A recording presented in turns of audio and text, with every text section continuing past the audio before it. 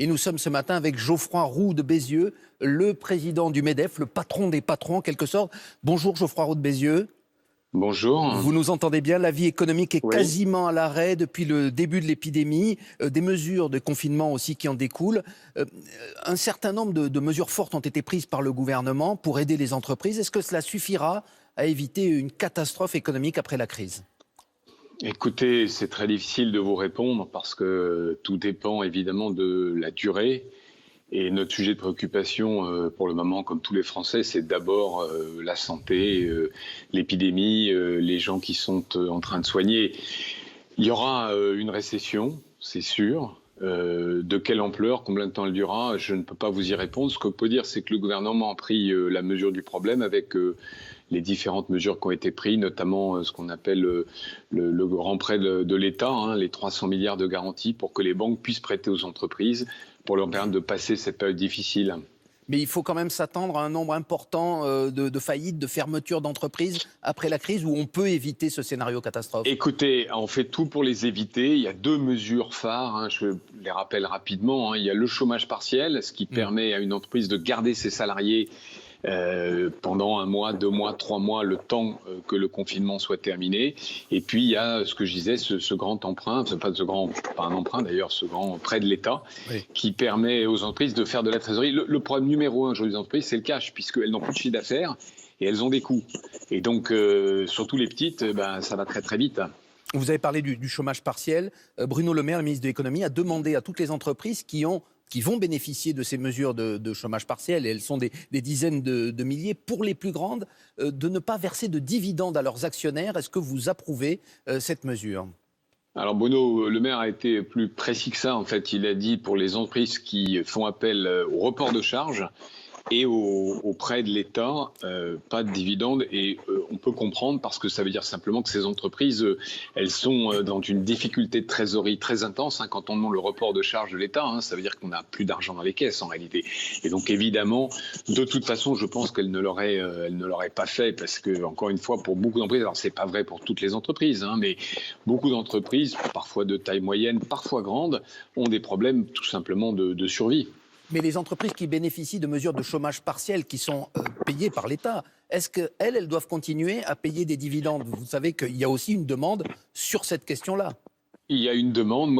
On appelle à la modération. Il y a quand même quelques cas particuliers qu'il faut comprendre. C'est des entreprises qui ont besoin de les actionnaires pour aller faire des augmentations de capital et qui avaient déjà annoncé des dividendes il y a 1 mois, 2 mois avant la crise.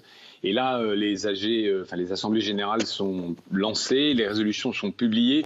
C'est légalement quasiment impossible de revenir en arrière quand ça a été annoncé. Par contre, ce qu'elle peut faire, c'est surseoir le paiement et attendre que la crise soit finie, enfin en tout cas que le confinement soit fini, que le cash soit revenu et qu'elles aient éventuellement remboursé l'État. C'est une simple question de légalité, excusez-moi, Geoffroy Roux de Bézieux, ou c'est aussi une question de solidarité ? On aurait du mal à comprendre que dans cette période, les entreprises, finalement, les actionnaires passent avant les salariés, par exemple, qui ne touchent pas tous des primes. Mais bien sûr que non. Je ne crois pas que ça soit le sujet. Bien sûr, c'est un sujet de solidarité. Ce que je vous dis simplement, c'est qu'il y a quelques cas d'entreprises qui ont annoncé en janvier qu'elles payaient un dividende. C'est trop tard pour revenir en arrière. C'était en janvier. Donc les autres, difficile. Parlons plutôt des autres. Est-ce que vous appelez à une suspension générale du versement des dividendes ?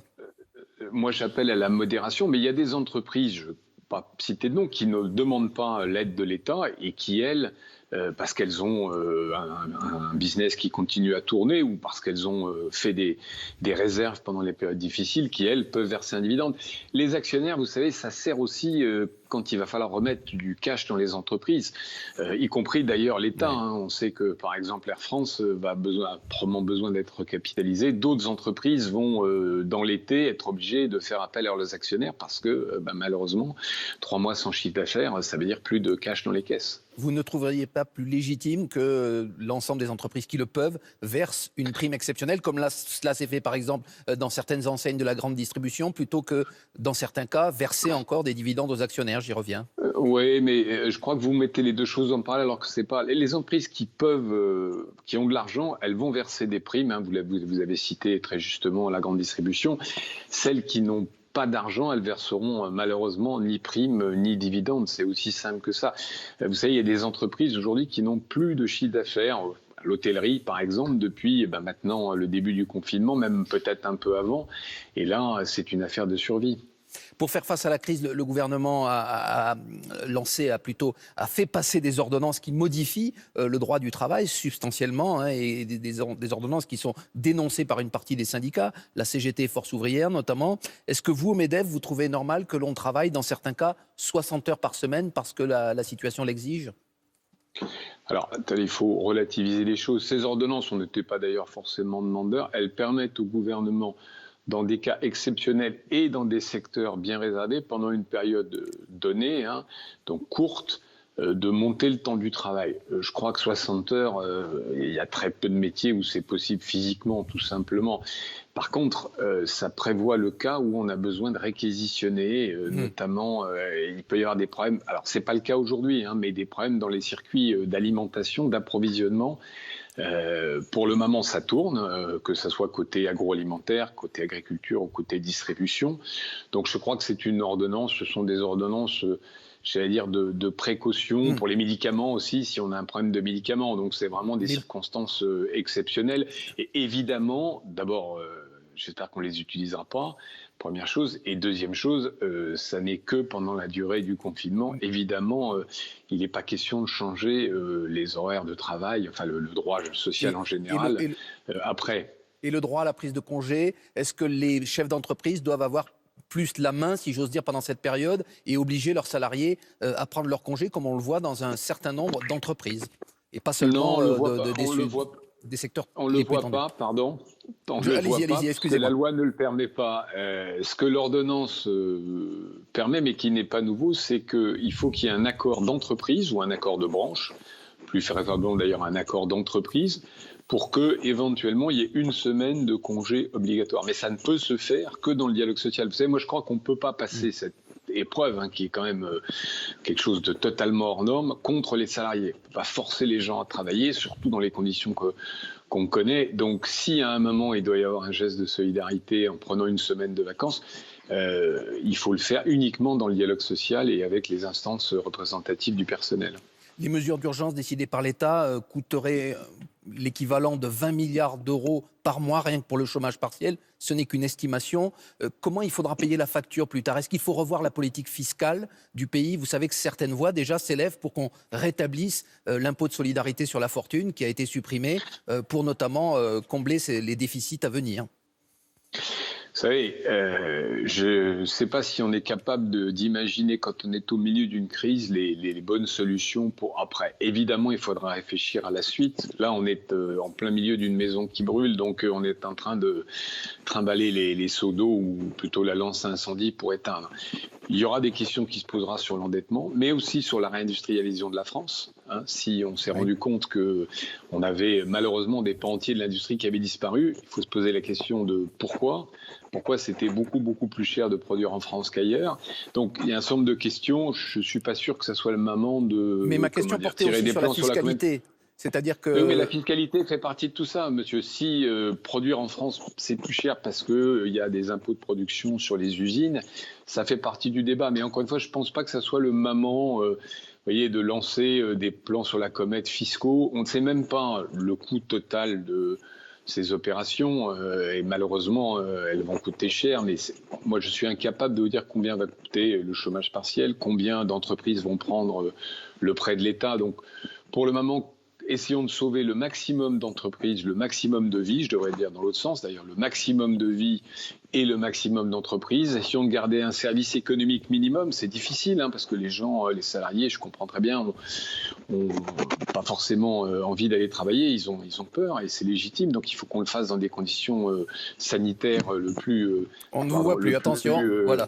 Oui, pardon, excusez-moi. Je vous en prie. Bougez la caméra, voilà. Pas complètement un professionnel. Mais on vous revoit, tout va bien. C'est bon. Oui, vous disiez. Oui, donc il faut le faire dans des conditions sanitaires. Mais on a besoin, vous parlez de l'alimentation, de garder une chaîne d'alimentation qui fonctionne. C'est compliqué. Il nous faut quand des même transports, il nous faut des magasins ouverts, etc., etc. On parle du présent, bien entendu, qui est terrible, mais il faut quand même envisager l'avenir. Les grandes réformes en cours, celle de l'assurance chômage, celle des retraites, ont été suspendues. Est-ce que pour vous, c'est juste une mise entre parenthèses et vous comptez bien qu'elle soit remise sur le tapis dès la fin de la crise ? Par exemple, la réforme des retraites qui est si controversée. Je vais vous Geoffroy Roux de faire Béziers. la même réponse. Je vais dire, on est le nez dans le guidon, enfin entre guillemets. On passe notre temps à essayer de résoudre des problèmes très compliqués. Là, toute l'industrie est mobilisée pour produire des respirateurs, des masques, des pousse-seringues, des blouses. Il y a une espèce d'industrie de guerre qui s'est mise en place. Vous avez vu que les constructeurs automobiles vont essayer de construire des respirateurs.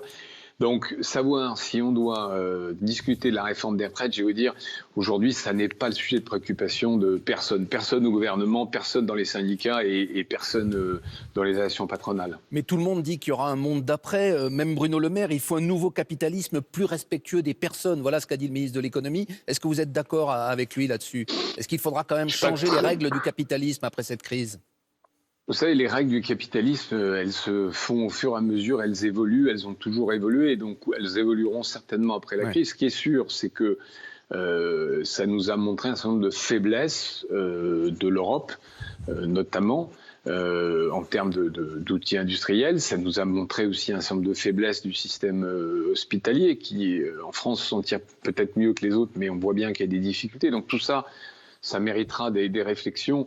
Mais moi, je ne sais pas réfléchir au cœur de l'action, si vous voulez. Est-ce que ça n'a pas montré vraiment aussi que c'est le moment il y aura une réflexion à avoir, mais on n'est pas dans ce temps-là. Est-ce que ça n'a pas montré aussi les inégalités sociales qui demeurent et qui même s'exacerbent à l'occasion de cette crise? Un certain nombre de cadres, de professions aisées ont pu quitter les grandes villes pour aller télétravailler, parfois au grand air, pendant que la plupart restaient confinés dans les banlieues, dans les villes. Est-ce qu'il n'y a pas un principe de solidarité à revoir dans le pays? Vous savez que ces attitudes ont choqué beaucoup de Français. Écoutez, je comprends en même temps, si vous voulez, les inégalités, bon, elles existaient avant la crise, elles sont moins fortes en Europe et en France d'ailleurs qu'aux États-Unis. Je ne sais pas si vous avez vu ce qui se passe aux États-Unis depuis maintenant quelques jours, les États-Unis ont tardé à réagir et manifestement ont renoncé au confinement, en tout cas en partie, et dans un système qui n'est pas un système mutualisé comme le nôtre, un système de sécurité sociale où tout le monde a accès aux soins, on voit bien qu'il y a une très grosse difficulté. Effectivement, la question se posait plus sur la France. Geoffroy Roux de Bézieux, juste une dernière question pour finir. Comment vous vivez vous-même cette période de confinement? Un article de Ouest France a révélé que vous aviez fait un aller-retour entre l'endroit où vous vous trouvez, en Loire-Atlantique, et Paris, ce qui est proscrit pendant cette période. Oui, j'ai eu un problème technique, manifestement, et je devais animer une réunion de 400 personnes. Ces 400 personnes, je ne pouvais le faire que depuis le MEDEF, qui était encore ouvert à l'époque. Voilà. Donc j'ai fait cet aller-retour, je l'ai fait en voiture, sans contaminer personne. Et donc, voilà, j'ai été obligé de le faire techniquement pour essayer de donner à mes adhérents un certain nombre d'informations importantes pour eux. On vous a entendu. Merci beaucoup, Geoffroy Roux de Bézieux. Pardon encore pour cette liaison technique un petit peu bancale ce matin. Je suis désolé, mais voilà, on fait avec les moyens du bord. Absolument. Merci. Samuel, c'est à vous. Très bonne journée. Merci.